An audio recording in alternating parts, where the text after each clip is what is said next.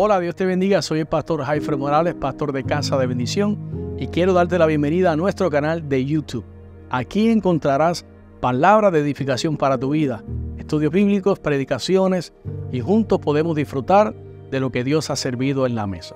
Hoy el tema de hoy es la crucifixión. Aquellos que están con nosotros a través de la aplicación, estamos en el volumen número 8 y el tema de hoy es el tema número 2 y tiene que ver con la crucifixión de Jesucristo. Hay un versículo que es el versículo que memorizamos en cada volumen. El de este volumen es Romanos 5:8, que dice: mas Dios muestra su amor para con nosotros en que, siendo aún pecadores, Cristo murió por nosotros. Quiere decir que el pecador no tiene que limpiarse de su pecado, lo cual no puede, ni siquiera tiene que cambiar su comportamiento, lo cual tampoco puede. Necesita a Jesucristo y Cristo va a hacer la obra en él. Bueno, entonces, después de haber predicho Jesús su muerte en varias ocasiones, él sabía que finalmente había llegado el momento. Recuerdan que hablamos de cuando Jesús le lavó los pies a sus discípulos y tomó la cena.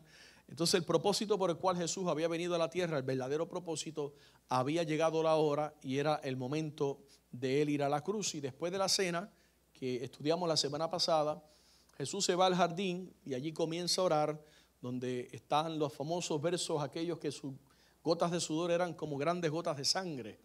Y allí está él venciendo en ese momento lo que estaba a punto de enfrentar, que era la muerte. Jesús no le tenía miedo a la muerte porque él mismo dijo: a mí nadie me quita la vida, yo tengo poder para ponerla y tengo poder para volver a tenerla, a tomarla. Así que Jesús no le tenía miedo a la muerte, Jesús no le tenía miedo a la cruz. Jesús simplemente sabía que venía sobre su cuerpo el castigo de nuestra paz, como dice el profeta Isaías. Entonces, yo no sé si usted de niño alguna vez ahorró su dinerito para comprarse algo especial.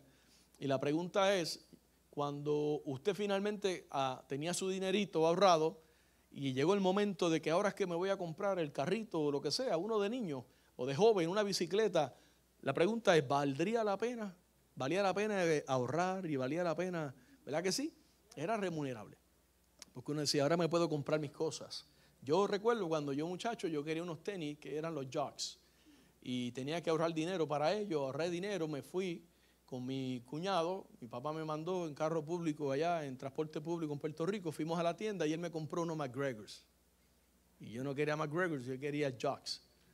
Así que después de ahorrar, no estaba yo feliz, no estaba contento, tuve que volver a ahorrar para comprarme los Jocks. Bueno, entonces, el pueblo judío había estado esperando el Mesías. Nosotros conocemos esto muchísimo. Por muchos años ellos esperaban un libertador y finalmente llegó Jesús.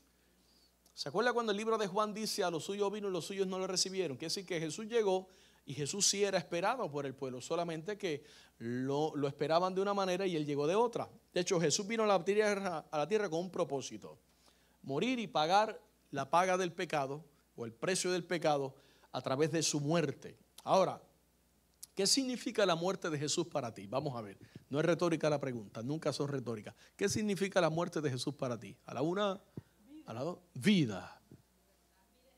Vida, por allá alguien dijo libertad, libertad, salvación.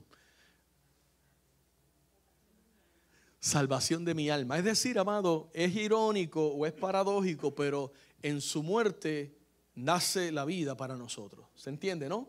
Por eso él dice: es como la semilla que tiene que caer a tierra y tiene que morir para que vuelva a resurgir. Bueno, así que Jesús y su muerte significa para el creyente la vida.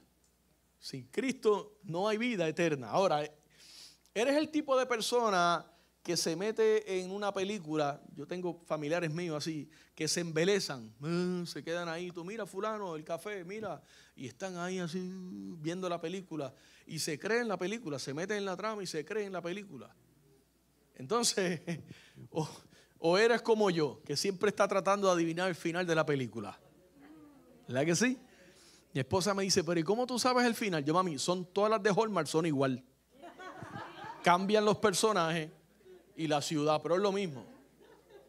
Los que eran novios en high school se fueron, uno para la ciudad, uno se quedó en el campo y luego el de la ciudad vino al campo a comprar unas tierras para el jefe y se encontró con él.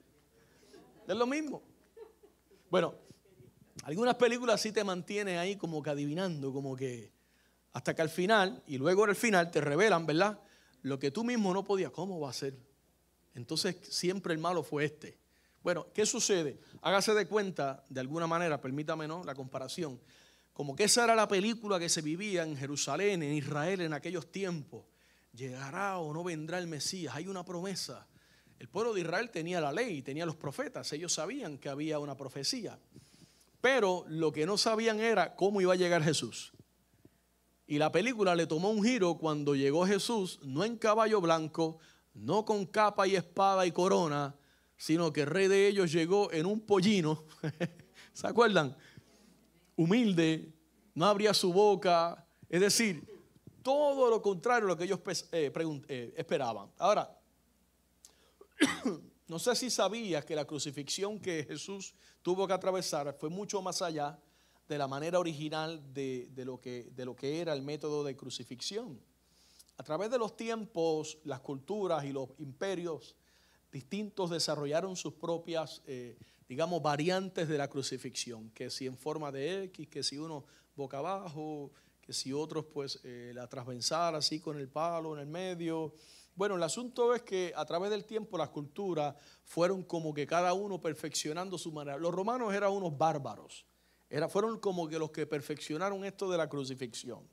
Y aunque existe un debate entre los más grandes estudiosos acerca de quién la inventó, las primeras crucifixiones fueron bastante diferentes a lo que por lo general nos viene a nosotros la mente de hoy. Bueno, las raíces de la crucifixión con frecuencia, de hecho hago un paréntesis, usted puede buscar, yo tengo estudios bíblicos y tengo predicaciones acerca de la cruz, posiblemente estén, yo no sé si todos están uno en YouTube, donde yo explico en detalle todos estos aspectos de la cruz y la importancia de ello. Entonces las raíces de la crucifixión con frecuencia se atribuyen a reinos como los asirios, los babilonios, que empleaban a sus enemigos y era como una manera de aterrorizarlos, como que no te atrevas porque te crucificamos, ¿no? Bueno, esto de la crucifixión, inclusive hay un pasaje en Génesis 40, 19 que de alguna manera como que da a entender que esto de la crucifixión lo practicaban algunos pueblos del Antiguo Testamento y demás, pero cierro por cuestión de tiempo y vamos a ver qué dice la Biblia. El trasfondo del acontecimiento que conduce a Jesús a la cruz, lo vemos de hecho lo vemos en toda la Biblia porque la figura de Jesucristo como Salvador se ve en toda la Biblia. Por ejemplo, vemos a un José que es un tipo de Jesús y así sucesivamente vemos otros personajes que son como tipos de Jesús. Y ahí podemos ir viendo a Jesús. Ya en los Salmos se habla de su crucifixión, se habla de que no quebraron ninguno de sus huesos, que echaron suerte sobre sus vestiduras, y se ven como destellos de todo esto a través de toda la Biblia. No es solo en el Nuevo Testamento, pero las profecías describen a un Salvador, y allá lo vemos, la primera promesa que se llama la primera promesa mesiánica, que se encuentra en Génesis 3:15. Sucede que después que el pecado entra a la humanidad, Dios le da una sentencia a Satanás y declara ahí a través de las palabras una profecía de lo que Cristo iba a hacer en la cruz del Calvario contra el enemigo de nuestras almas. Y dice 15 de capítulo 3 de Génesis: pondré enemistad entre ti y la mujer, y entre tu simiente y la simiente suya. Esta te herirá en la cabeza y tú le herirás en el calcañar. Es decir, el enemigo lo iba a herir en el calcañar y Cristo lo iba a herir en la cabeza. Sabemos que cuando Cristo cuando Cristo muere, que ocurren varias cosas que vamos a leer, quizás sí, quizás no por cuestión de tiempo.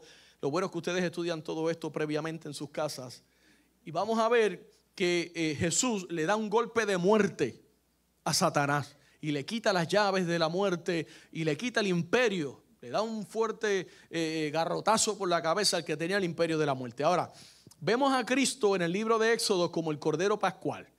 Ahí vemos a la figura de Jesucristo en el Passover, cuando el pueblo de Dios mata al corderito, pone la sangre sobre el dintel y pasaba la muerte, pero la muerte no tocaba a aquellos que habían puesto la sangre sobre el dintel de la puerta de su casa, un tipo de la persona de Cristo, aquellos que tienen cubierto, aquellos que han sido perdonados por la sangre de Cristo, la muerte ya no tiene sobre usted potestad. Lo vemos en los Salmos como el Señor que sería rey se iba a levantar como un sacerdote. Salmo 110, 1 al 2. Jehová dijo a mi Señor: siéntate a mi diestra hasta que ponga a tus enemigos por estrado de tus pies. Jehová enviará desde Sión la vara de tu poder, domina en medio de tus enemigos. Bueno, Isaías el profeta profetizó que un siervo llevaría los pecados de todos nosotros, ¿verdad? Y que rehusaría defenderse, el que le entiende, y que luego sería condenado injustamente, que es el evangelio del libro de Isaías capítulo 53. Así se refieren algunos estudiosos, el evangelio de Isaías 53. Bueno, pero muchos en Israel no entendieron nada de esto. De hecho, todavía tú hablas con algunos judíos ortodoxos que no han abrazado al Mesías, no han creído en Jesucristo, y no pueden explicar, de hecho rehúsan ni siquiera debatir acerca de estos temas basados en Isaías 53, porque tendrían la única opción que aceptar que Jesucristo cumplió todas y cada una de esas profecías. Ahora, en vez de eso, como suele hacer nuestra naturaleza humana, muchos crean una imagen en su mente de lo que ellos quieren que sea Jesús o el Mesías. De alguna manera el humanismo está afectando la mente y entenebreciendo la mente de mucha gente, y no se conforman con aceptar lo que Cristo hizo en la cruz del Calvario, sino que quieren cambiarlo, adornarlo o simplemente agregar a Jesús a una lista de santos o dioses que ellos adoran como uno grande entre los más grandes. Bueno, en vez de venir como el guerrero que el pueblo esperaba, Jesús llegó entonces como un siervo humilde, y eso fue lo que le dejó el ojo cuadrado a la gente. Este no puede ser el Mesías, porque nuestro Mesías tiene que ser un hombre poderoso, un rey fuerte. Y Jesús, todo lo contrario, era un siervo humilde. Ahora, ese giro inesperado en la película, permítame expresarme así, no solo cambia la historia, sino que cambia el destino de la humanidad. Inclusive para los más grandes agnósticos y ateos, no pueden cambiar el hecho de que la humanidad y el mundo se divide entre antes de Cristo y después de Cristo. Le guste o no le guste, eso es así, con amén o sin amén. Así de fuerte fue el impacto de Cristo en nuestra humanidad. Lo primero que vamos a ver en la noche de hoy es que Jesús llegó como nuestro Cordero Pascual. Como nuestro Cordero Pascual. Lucas 23, 32 al 34 dice: llevaban también con él a otros dos que eran malhechores para ser muertos. Quiere decir que tanto los malhechores como Jesús iban a la cruz para ser muertos. Bueno, y cuando llegaron al lugar llamado de la Calavera, le crucificaron allí. Y a los malhechores, uno a la derecha y otro a la izquierda. Y Jesús decía: Padre, perdónalos porque no saben lo que hacen.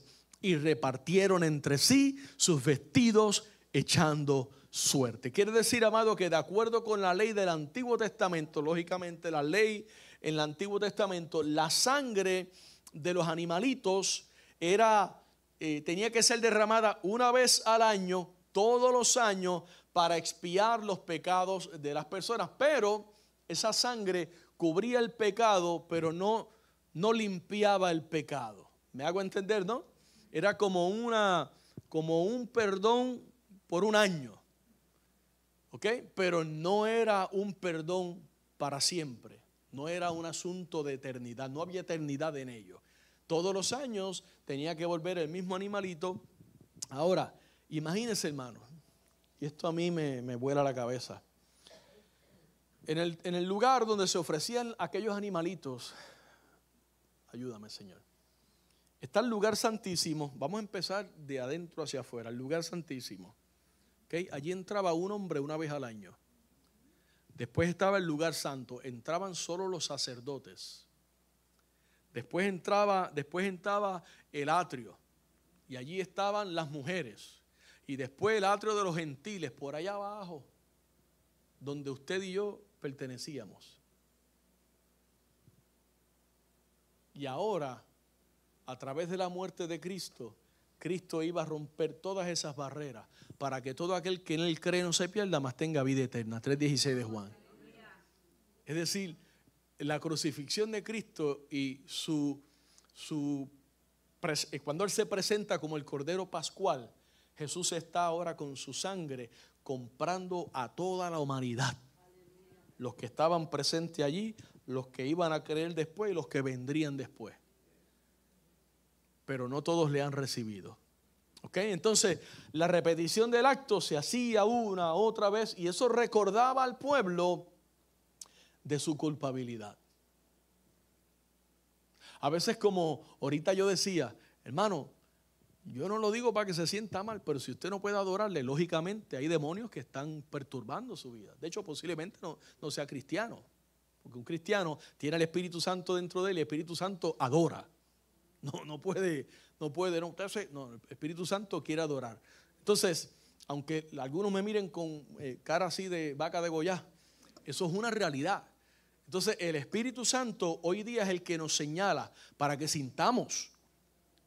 ¿Ok? Estás mal.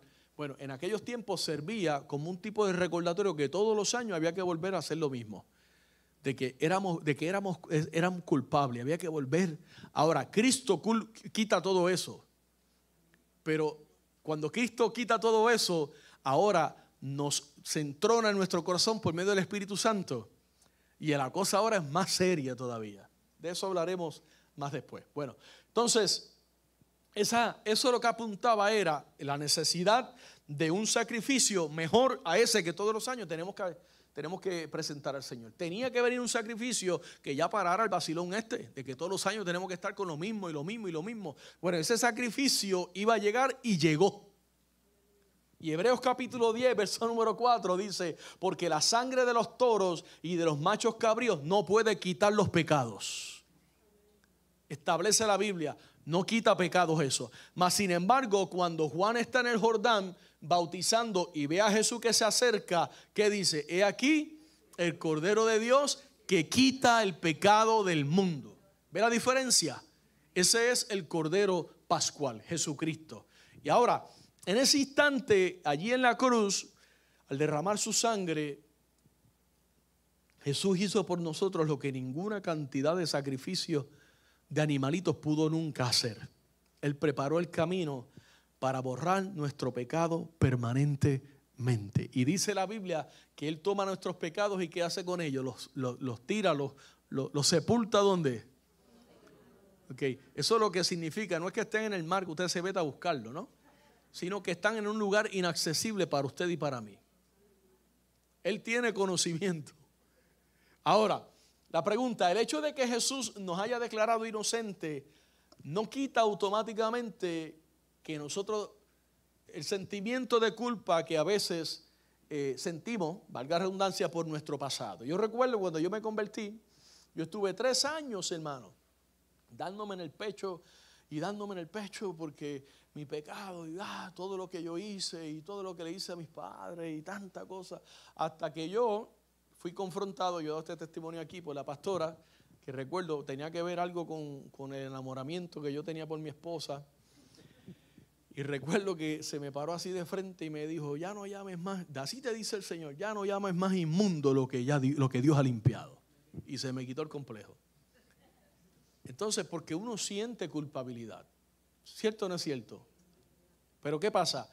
Cuando nosotros, la pregunta continúa diciendo, ¿cómo pueden la culpa y la vergüenza impedir que vivamos la vida que Cristo quiere que vivamos mediante el sacrificio que Él hizo? ¿Cómo puede la culpa atrofiar de alguna manera, impedir, estorbar que tú vivas una vida victoriosa en Cristo Jesús? ¿Ah?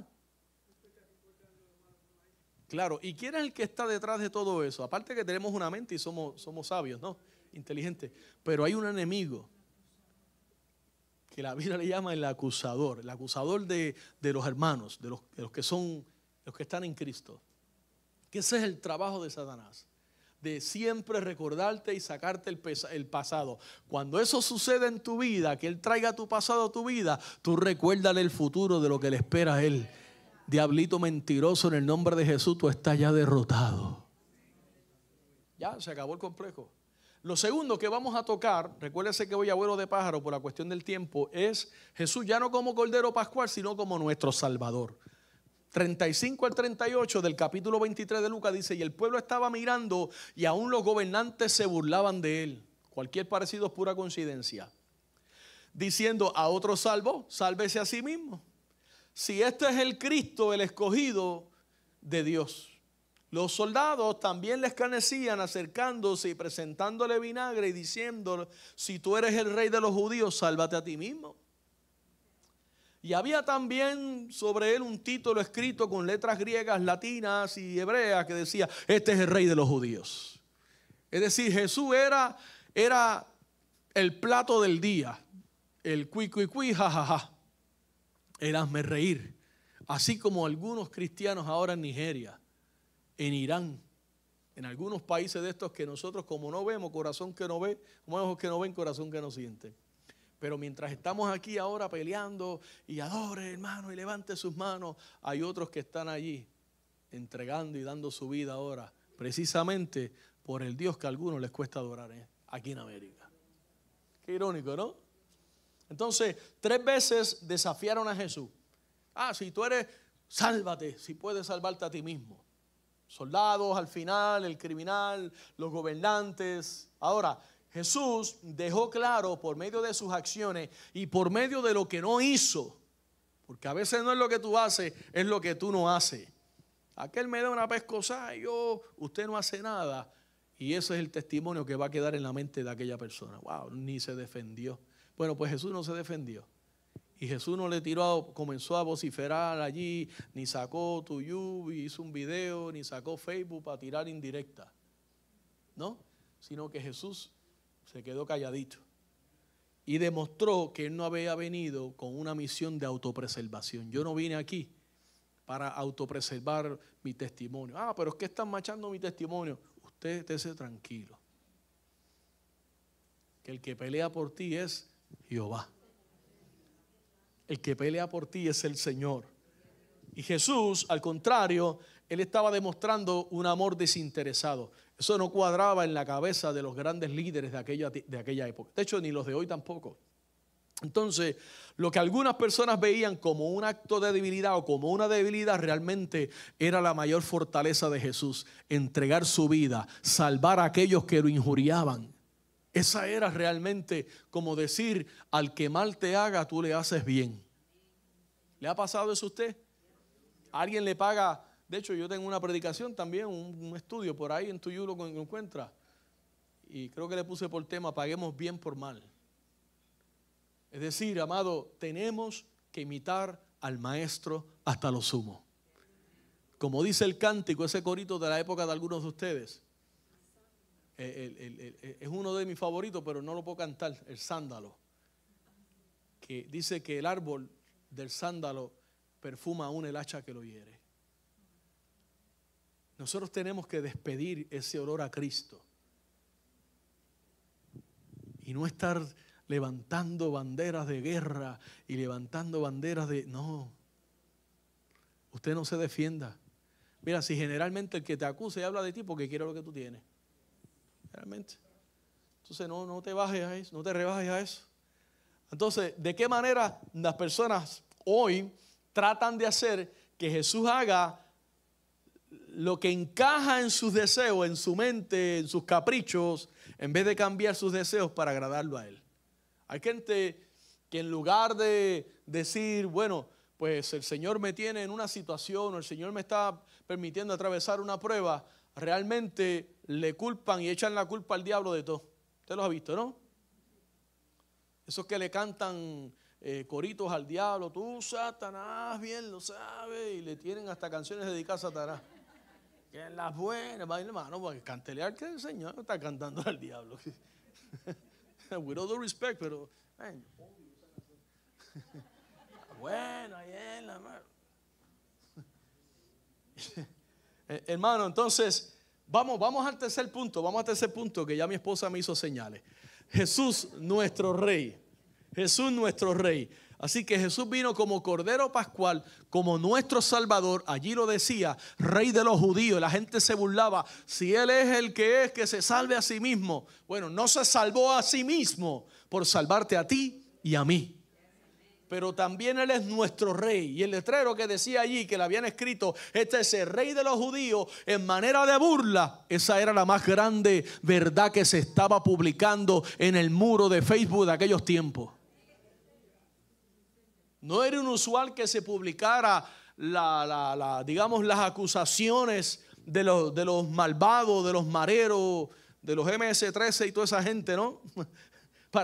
Para que el criminal, por la causa por la cual lo crucificaban, eso se acostumbraba a ponerse. Allí, aquí hay un violador de niños, por decir algo. Este Rey de los judíos, como de manera de burla. No, esa era la más grande verdad. Que el diablito, queriendo avergonzar y quitarle y restarle a la obra de Cristo, no sabía que estaba anunciándole a todo el mundo de aquella época que ese que estaba allí en aquella cruz verdaderamente era el Rey. Aleluya. Entonces, en el libro de Lucas 23, 33 al 49, un texto muy largo, pero vamos al verso número 39, dice... Perdón, número 40, respondiendo el otro le reprendió diciendo, ¿ni aún temes tú a Dios estando en la misma condición? Nosotros a la verdad justamente padecemos, porque recibimos lo que merecieron nuestros hechos, mas ningún mal hizo. Y dijo a Jesús, acuérdate de mí cuando vengas en tu reino. ¿Qué revelación tenía aquel malhechor? Que sabía que Jesús venía en su reino. Eso es un misterio, y yo he oído estudios y predicaciones de esto, amado. Y a veces, usted sabe que la apologética, que es una de las, digamos, para mí, una de las vías más peligrosas del cristianismo, porque la apologética te puede hacer bien insensible. O sea, you get to so much knowledge y te convierte. Un apologeta es una persona que defiende la fe, es la defensa de la fe, la apologética. Pero hay personas que se llenan, como fue un Ravi Zachariah y luego terminó como terminó. Tiene como que la apologética tiene algo que tú te envuelves en todo eso y como que te hace un callo espiritual y el conocimiento te embota.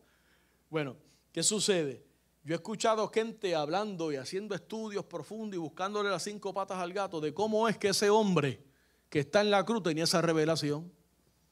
Hermano, Jesús anunciaba el reino, dice la Biblia, iba predicando, iba enseñando por las aldeas, por las ciudades. Lógicamente, no todos creían, pero aún aquel malhechor haciendo lo malo, de alguna manera creyó. Creyó. La palabra cayó y ¡fum! Creyó. Cuando estaba en la cruz, sí, yo estoy aquí, yo me merezco esto, pero él no. Él no. Y en ese contexto le dice Jesús en el versículo 43. De cierto te digo que hoy estarás conmigo en el paraíso. Claro, esa parte él no la sabía. Acuérdate cuando venga. No es que yo vengo, es que ahora tú te vas conmigo para el paraíso. Bueno, cuando era como la hora 6, hubo tinieblas sobre toda la tierra hasta la hora 9. Y el sol se oscureció y el velo del templo se rasgó por la mitad. Entonces Jesús, clamando a gran voz, dijo, Padre, en tus manos encomiendo mi espíritu. Y habiendo dicho esto, expiró, murió. Verso 47. Cuando el centurión vio lo que había acontecido, dio gloria a Dios diciendo, verdaderamente este hombre era justo. Ya van 2, un ladrón y un centurión. Toda la multitud de los que estaban presentes en el espectáculo, viendo lo que había acontecido, se volvían golpeándose el pecho. Mi culpa, por mi gran culpa. Era una expresión de culpa. Pero todos sus conocidos y las mujeres que la habían seguido desde Galilea estaban lejos mirando estas cosas. Sabía entonces, amado, profetizado que Dios levantaría a un rey del linaje de David. Y ese fue el que vino, Jesucristo. Jeremías capítulo 23, versos 5 al 6. Dice, aquí vienen días, dice Jehová, en que levantaré a David renuevo, justo, y reinará como rey. Ese es Cristo profetizado en Jeremías. El cual será dichoso y hará juicio y justicia en la tierra. Verso 6. En sus días será salvo Judá. Entiéndase, ese linaje de Israel de donde se desprende el mismo Jesucristo. E Israel, la otra parte porque las tribus habían sido divididas. Habitará confiado y este será su nombre, con el cual le llamarán Jehová, justicia eterna, justicia nuestra, perdón. Aleluya. Ahora, hermano, aquello era una profecía, pero para nosotros que estamos en Cristo, esto es una verdad. Amén. Mi justicia, tu justicia es la justicia de Cristo. Porque su justicia y la mía, tutti morti forti, nos manda, mira, directito para donde usted sabe ya. En el Nuevo Testamento, siempre Lucas capítulo 1, en el inicio de la historia del nacimiento de Jesús y demás, dice capítulo 1, versos 32, 33, este será grande y será llamado Hijo del Altísimo. Y el Señor Dios le dará el trono de David, su padre, y reinará sobre la casa de Jacob para siempre, y su reino no tendrá fin. Que a mí me encanta esto, hermano. No era un reino terrenal, ¿ok? Porque ese es el problema que sucede cuando matan a Jesús. Porque claro, por más grande que sea un reino terrenal, si matan a su líder o su gobernante, bueno, pues ya. Si no, pregúntale a los de Irán, que le metieron unos bombazos allí, porque eso es lo que hace el enemigo. De hecho, la Biblia dice, referente a aquellos que pastoreamos o aquellos que vigilamos sobre la grey del Señor, haciendo una referencia ahora nosotros para poner en contexto, herirán al pastor y las ovejas serán dispersas, porque el líder es el que es atacado. Entonces, en un reino terrenal, la muerte de su rey significa el fin del reino. Entonces, cuando Cristo va a la cruz, ay bendito, se nos murió la esperanza que teníamos. Yo que creía, chicos, le aposté 20 pesos creyendo que era el rey. Y no sabía, porque Satanás mismo pensó que había vencido sobre él. Pero usted y yo sabemos que después del viernes viene el domingo, donde Cristo se levanta al tercer día, venciendo para siempre sobre la muerte. Entonces, pregunto, sabiendo que la cosmovisión, la manera como se ve el reino de Dios en el mundo y de los reinos terrenales son muy diferentes. El reino de Dios y el reino terrenal son muy diferentes. ¿Qué implicaciones pueden presentar los gobiernos terrenales para la vida cristiana? Nosotros, usted sabe, una de las teorías, escuche bien, esto es una, ¿cómo se llama esto? Una conspiración, una teoría de conspiración.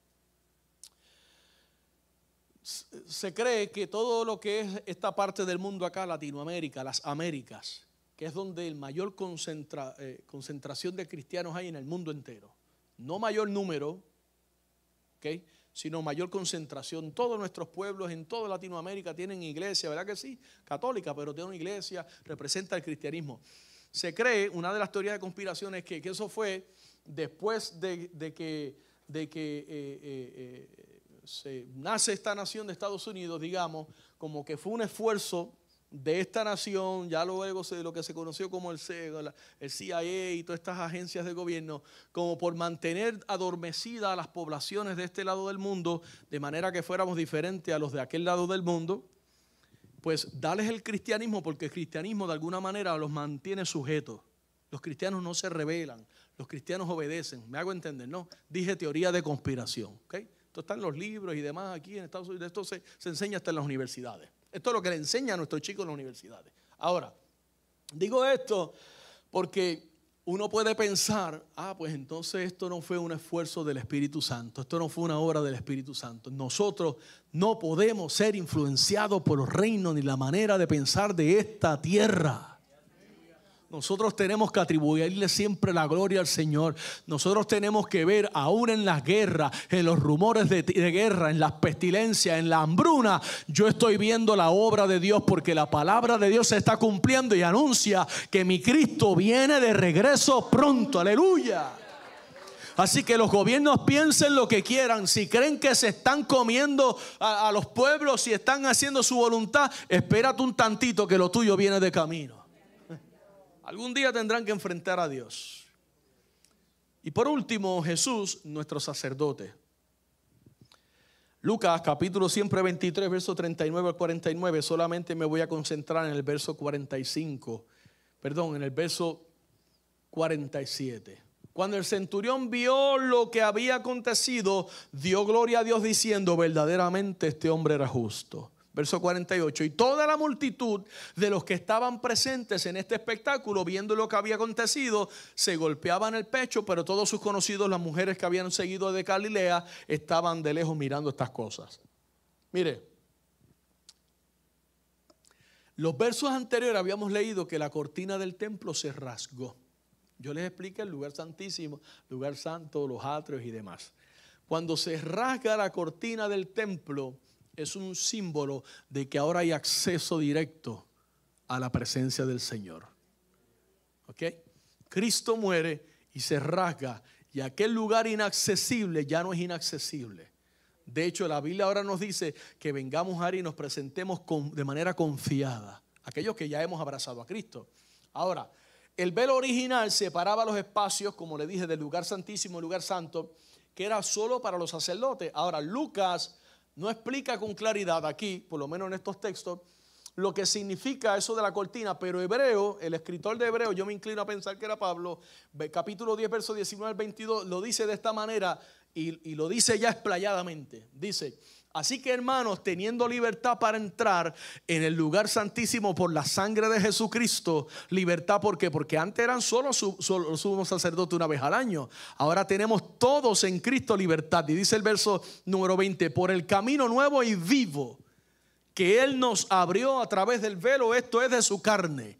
Quiere decir que Cristo en su cuerpo, en su crucifixión, en su cuerpo, está cumpliendo ahora la justicia divina, el perdón de nuestros pecados, y está abriéndonos el acceso que estaba sellado, herméticamente sellado.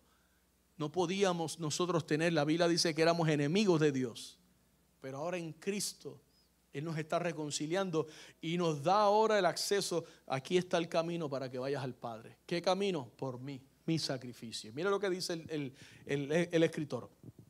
Y teniendo un gran sacerdote sobre la casa de Dios, acerquémonos con corazón sincero, en plena certidumbre de fe, purificados los corazones de mala conciencia y lavados los cuerpos con agua pura. ¿Quién me da 5 minutos? 5 minutos, 5 minutos. Ya, gloria a Dios. Gracias a ese sacrificio de Jesús, hermano, todos nosotros tenemos acceso al Señor. Gracias a ese sacrificio, estos momentos que tuvimos ahorita, que parecen locura, que piense el que quiera lo que sea, son posibles. Y Dios mismo se deshace de aquel sistema antiguo de animalitos y becerros, y con el sacrificio de Cristo en la cruz, Él abre ese nuevo camino ahora hacia el Padre, para que nosotros entremos.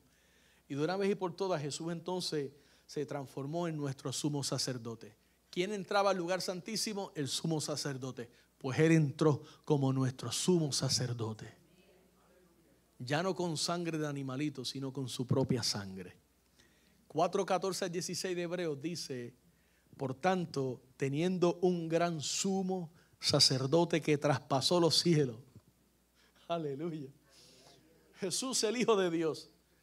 Retengamos nuestra profesión, porque no tenemos un sumo sacerdote que no pueda compadecerse de nuestras debilidades, sino uno que fue tentado en todo, según nuestra semejanza.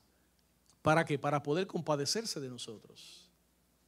Acerquémonos pues confiadamente al trono de la gracia para alcanzar misericordia y hallar gracia para el oportuno socorro. Ese oportuno socorro ya usted y yo lo tuvimos el día que le entregamos nuestra vida a Jesucristo. Y ahora tenemos la esperanza de que como le entregamos nuestra vida a Cristo en esta tierra, Él nos tiene preparado ahora una mejor vida allá en la eternidad. Concluyo con estas palabras. Dice el libro de Hebreos 9:28. Así también Cristo fue ofrecido una sola vez. ¿Se acuerdan los animalitos todos los años? Con Cristo se resolvió el problema. Una sola vez. Para llevar los pecados de muchos, y aparecerá por segunda vez. Esto es lo que yo estoy esperando. Alabado sea el nombre del Señor. Sin relación al pecado, para salvar a los que le esperan. ¿Cuánto le esperan? Póngase de pies en esta hora. Hola, sé que esta palabra ha sido de grande bendición para tu vida y quiero invitarte a que nos visites presencial a nuestras facilidades. Estamos ubicados en el 2525 de la Fortune Road en Kissimmee, Florida, 34744. O puedes comunicarte llamando al 407-483-7845. Bendiciones.